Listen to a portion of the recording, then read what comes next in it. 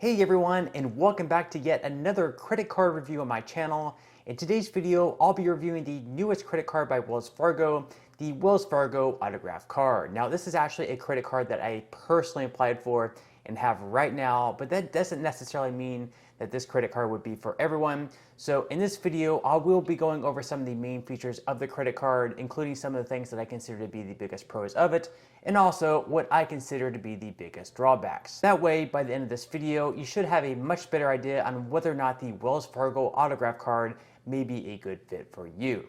With that said, if this video helps you out in any way whatsoever, at the end of this video, I would greatly appreciate it if you could give this video a like and perhaps even consider sharing it with some others who may find it helpful as well. Okay, so jumping right into the video, first off, to be eligible for this card, it is recommended that you have good to excellent credit. So as far as your range goes, anywhere between 690 to 850. This doesn't necessarily mean that you'll be guaranteed to be approved for the card if you're in that range, because as we all know, all these credit card companies have their own algorithms of what they personally look for, but that will at least give you a pretty good idea on how strong your chances of approval are. But starting out, one of the biggest features of the card, and right when you get on the landing page for the website of the Wells Fargo Autograph card, are the 30,000 bonus points that you will be able to receive if you're able to spend at least $1,500 within the first 3 months of having this credit card. So those 30,000 points will be $300 that you can redeem as a statement credit,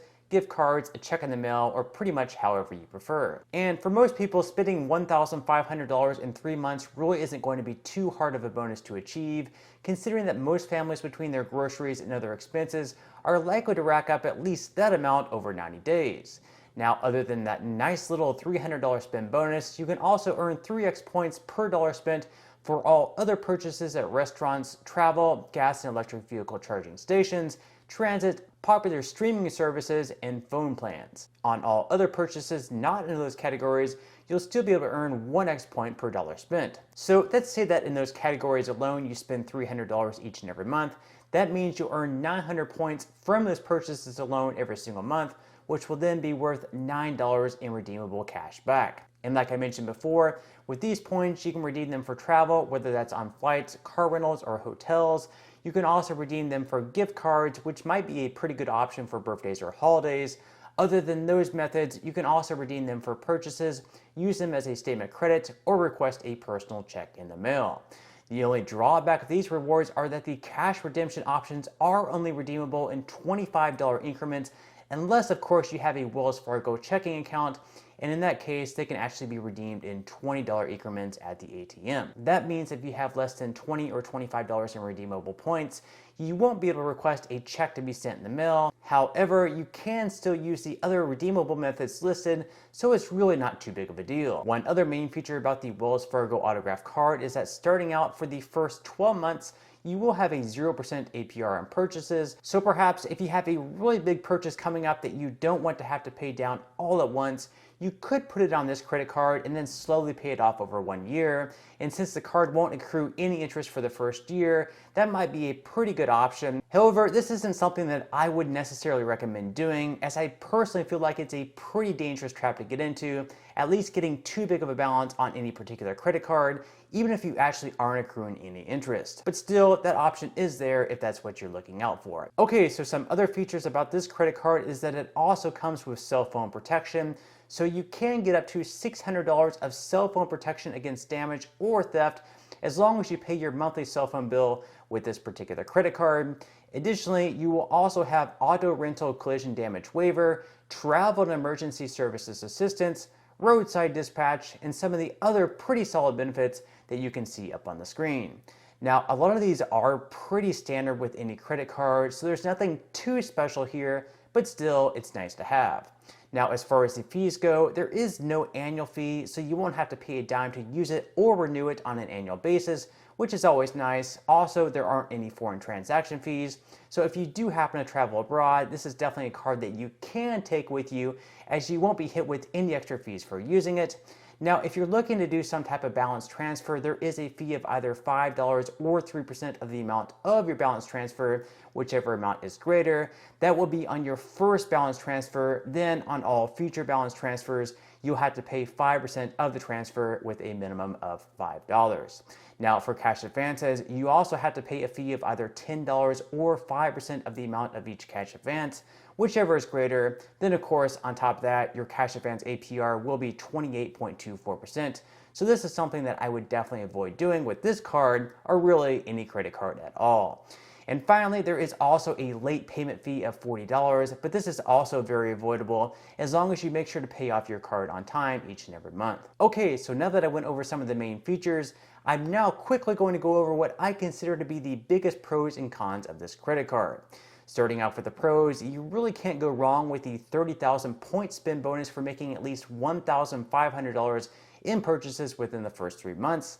Other than that, being able to earn 3x points in so many categories is another really huge advantage, because with many other credit cards on the market, you may only get 3x points in perhaps 1 or 2 different categories.